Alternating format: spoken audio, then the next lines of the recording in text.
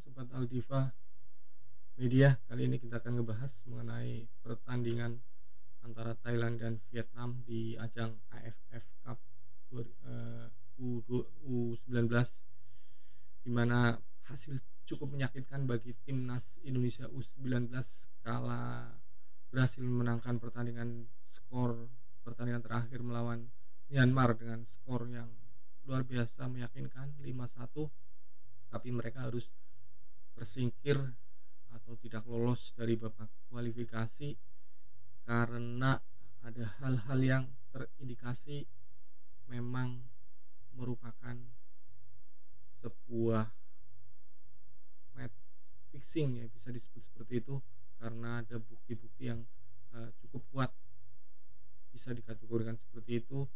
Kemudian juga ada aturan-aturan yang seharusnya memang tidak diterapkan di turnamen di AFF Cup U19 pada tahun ini. Protes keras juga dilancarkan oleh pelatih timnas Indonesia Sintayong dan juga PSSI yang akhirnya juga akan melayangkan surat protes resmi kepada FIFA terkait apa yang terjadi pertandingan antara Vietnam dan Thailand. Sintayong sendiri juga mengucapkan kekecewaannya karena aturan tersebut ketika mengedepankan head to head pada penentuan siapa yang lolos dan tidak lolos itu adalah sebuah kemunduran yang terjadi pada AFC pada Piala AFF tahun ini, karena aturan-aturan tersebut sudah tidak dipakai lagi. Dan pada Piala Dunia 2018 pun aturan mengenai head to head itu merupakan aturan yang berada di urutan di level di bawahnya aturan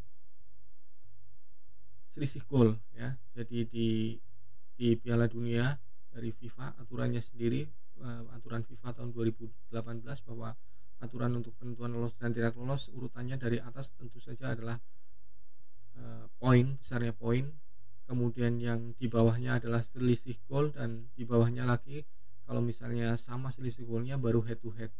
Tapi yang terjadi kebalikannya di Piala AFF ini adalah head to head itu berada di atas selisih gol, dan itu sebuah peraturan yang seharusnya sudah tidak dipakai lagi. Kemudian untuk keanehan selanjutnya selain dari aturan itu sendiri adalah pada pertandingan itu sendiri, pertandingan antara Vietnam dan Thailand. Ya. Bagi pemirsa yang menonton pertandingan tersebut tentu saja akan melihat bahwa sepertinya target utama dari Thailand dan Vietnam adalah menyingkirkan Indonesia, ya. Target utama mereka adalah menyingkirkan Indonesia. Bagaimana caranya? Caranya mereka harus memperoleh hasil imbang tanpa skor 0-0. Jadi harus 1-1, 2-2 atau 3-3. Yang penting mereka mencetak gol. Dengan mencetak gol 1-1, 2-2 atau 3-3 atau yang lainnya, mereka kedua negara itu akan dipastikan lolos, karena Indonesia saat bertemu dengan Vietnam dan saat bertemu dengan Thailand hanya mampu bermain imbang 0-0. Jadi ketika mereka antara Thailand dan Vietnam ini bisa mencetak gol 1-1, 2-2, maka mereka dua negara itu yang akan lolos. Jadi target utama mereka adalah menyingkirkan Indonesia, dan hal itu sangat terlihat ketika di awal pertandingan antara Vietnam dan Thailand itu mereka dua negara ini bermain sangat ngotot. Mereka berebut untuk memperoleh atau mengamankan satu gol terlebih dahulu. Kemudian justru kebalikannya, ketika Thailand sudah mampu mencetak gol, maka permainan Thailand juga cenderung agak mengendor, seolah-olah memberikan kesempatan Vietnam untuk bisa memanfaatkan berbagai peluang untuk menghasilkan gol sebagai gol penyeimbang. Itu nanti kita bisa lihat review videonya. Kemudian setelah Vietnam berhasil menyeimbangkan kedudukan menjadi 1-1, maka kedua kesebelasan itu kemudian bertanding seolah tidak mempunyai tujuan untuk memperoleh kemenangan. Mereka bermain lebih di belakang, mempermainkan bola di belakang, kemudian mengulur-ulur waktu dengan berbagai taktik, trik, menjatuhkan diri, tidak terkena bola kemudian tiba-tiba jatuh dan lain sebagainya. Oke. Itu itu adalah analisis dari saya, dan kita akan melihat nanti reviewnya pertandingannya seperti apa. Dan untuk review pertandingan saya ambil dari video.com untuk kita melakukan review atau full match antara Vietnam dan Thailand. Oke, ini kita lihat sedikit ya, kita lihat pertandingan di awal-awal game.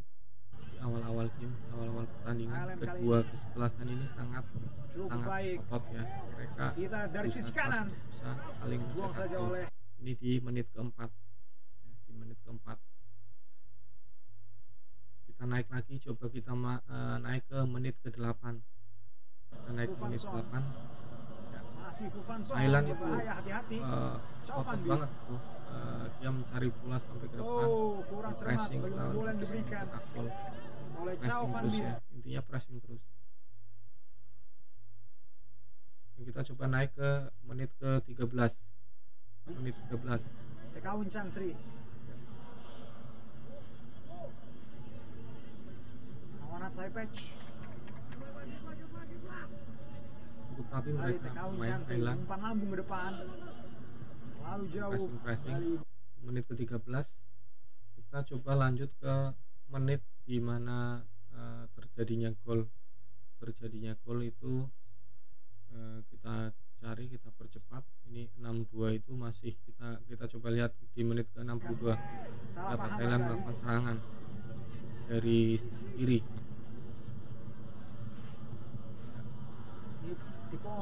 Vietnam pun bermain cukup otot ya. Oke. Kita coba maju lagi. Ini sudah 1-1 ya. Kita mundurkan dulu.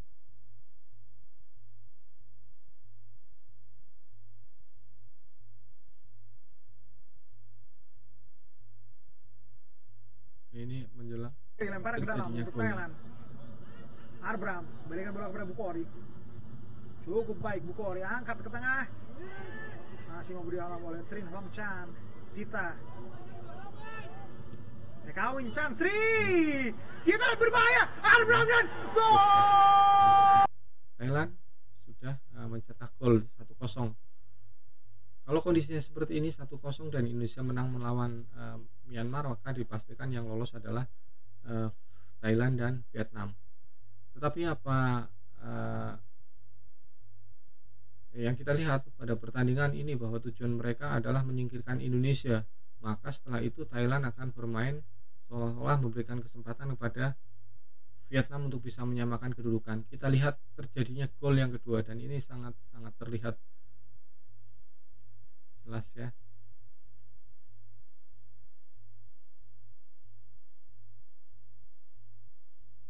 Terjadinya gol oleh Vietnam.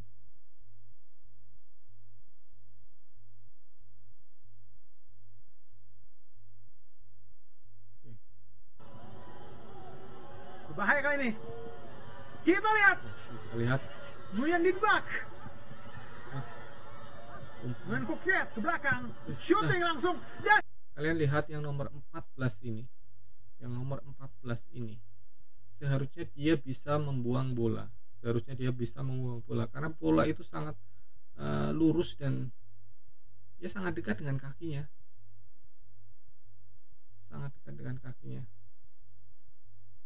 Kita lihat lagi. Nguyen Dit Bak. Nguyen Kok Viet ke belakang. Nah, itu harusnya pas, itu kena di kakinya. Tapi kenapa bisa shooting lolos langsung tuh? dan Van Kwat dan gol Vietnam. Kita lihat lagi. Nguyen Kok Viet ke belakang. Nah, shooting langsung. Itu pemain nomor 14 ini, dia membiarkan bola itu lolos dari tendangannya dan akhirnya pemain Vietnam berada di posisi yang tepat di belakangnya dan mencetak gol. Dan Van Kwat dan gol. Iya. Nomor 14 ini ya, nomor 14 dari Thailand, dia sepertinya sangat sengaja untuk membiarkan bola lepas dari kakinya dan jatuh ke kaki pemain Vietnam dan memberi kesempatan untuk mencetak gol. Oke. Kemudian kita lihat di menit-menit setelah itu, setelah kedudukan 1-1, kita melihat ke menit 79 ini. Chow Van Bin meminta support dari kawannya. Sudah angkat ke depan. Chow Van Bin. Berkali-kali pemain Vietnam maupun Thailand itu menjatuhkan diri. Dan ya, pelanggaran terhadap Nguyen Van Trong.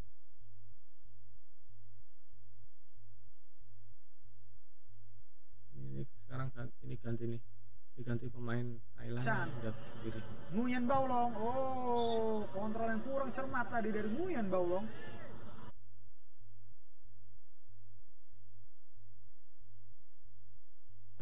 Dalam posisi ini salah satu tim harus saling mengalahkan untuk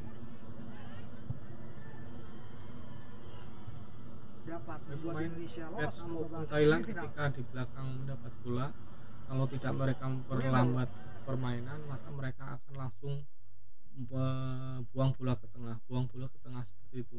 Berbeda sekali dengan saat awal babak pertama, saat kedudukan masih 0-0, mereka mempermainkan permainan dari kaki ke kaki, melakukan pola penyerangan yang cukup intensif sehingga bisa membahayakan gawang lawan.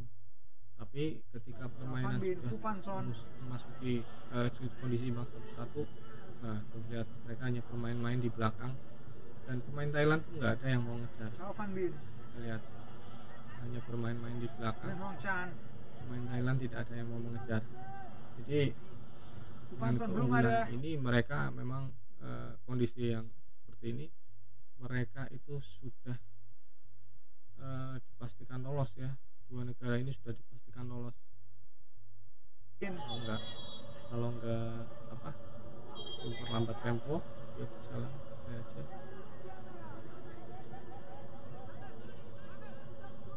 Dan di sini mereka ada yang menjatuhkan diri. Penonton itu sudah berteriak mafia seperti itu ya.